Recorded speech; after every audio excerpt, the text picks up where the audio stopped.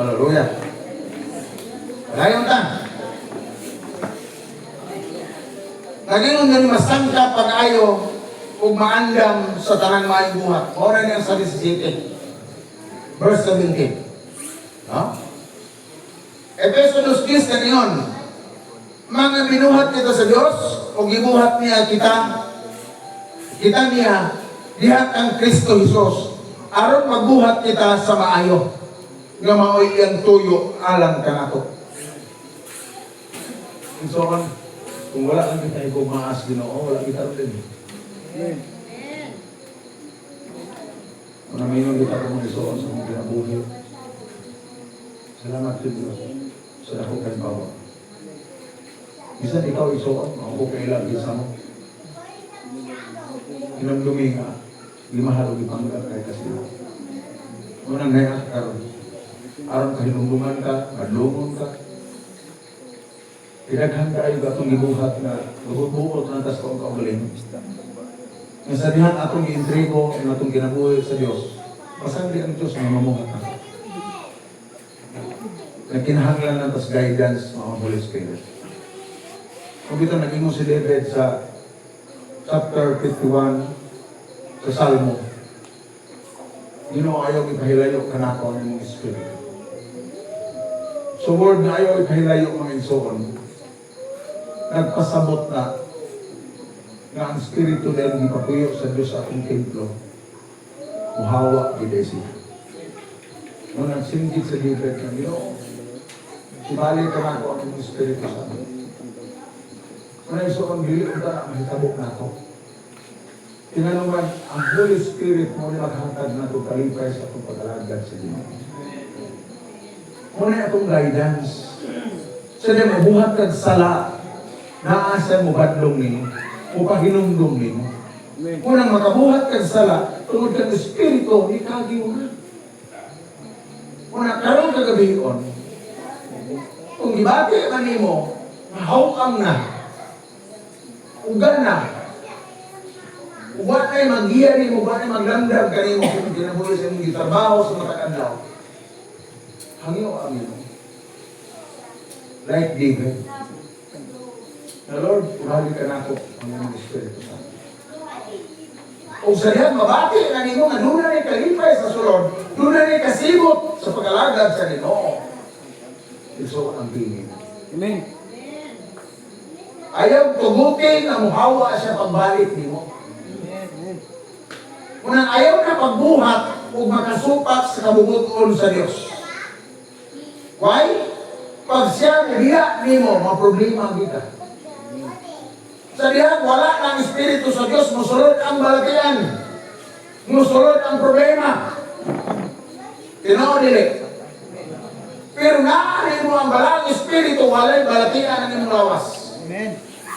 Tungod kay ang Diyos, mo'y naghatag og gahom diri kanako.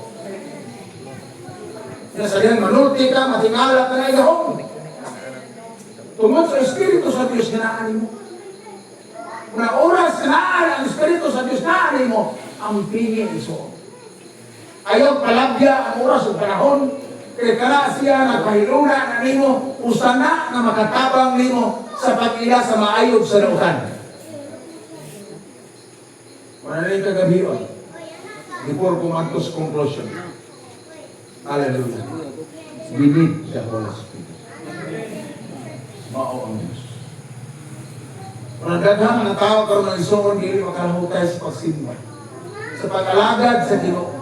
Kung wala nila masabde, kung sa essence sa Holy Spirit. Dapat ang Holy Spirit mo na maglamdag na ito kanunay sa tanan na itong buhato na. Matingala kay Son, kung naanin mo Holy Spirit, isang mga labanan ka. Mahilakon ka sa Ginoo. Amen. Madahil, di mo bisag naglaba ka, bisag magdahil ka, asa ka nagbuhat, ka nagtrabaho. Sa diha lang, hinalan mo, Lord, salamat. Pabakit na mo ang presensya sa Ginoo.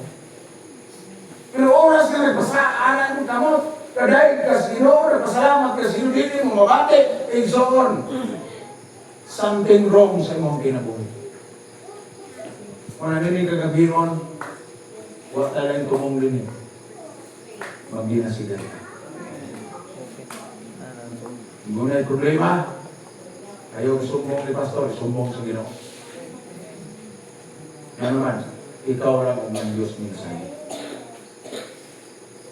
Pwede lang siguro sumbong ni mong pastor, patabang ka sa mga pag-ampo. Kung naninig ka gabhilon ng isuon, before kumuin, kitang tanan ka mga ampo. Amen? Kinsa yung pilit ka mga ampo, isa ka ma? Wala? Ang tanan ka mga ampo. Pero pasag din ako'y maampo ninyo karon.